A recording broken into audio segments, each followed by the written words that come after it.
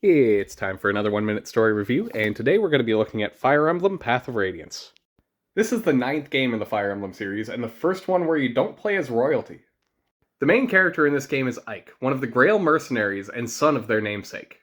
You start with basic training and tasks that you could expect of a mercenary group, but quickly it turns into an all-out war. A nearby nation invades your homeland, and you are quickly brought into the conflict. You wind up harboring someone who claims to be the Princess of Crimea, the nation that you're from. And soon you're dragged across the nations of this continent, experiencing each one of their troubles and how the war is affecting them. You tackle and overcome issues such as racism and nationalism as you try and get these other nations on board to helping yours that's been invaded. This of course isn't without due recompense, as you do help them with their internal issues as well. And coming back to the forerunner of this group, Ike, he's a very interesting character throughout.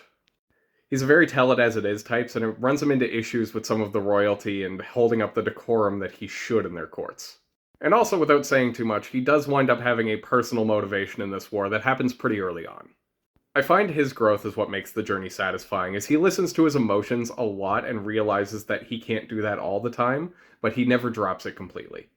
When it comes to turn-based strategy, this is one of the more rewarding ones. It's got an enthralling story and a sequel on the Wii known as Radiant Dawn that I'll probably cover later.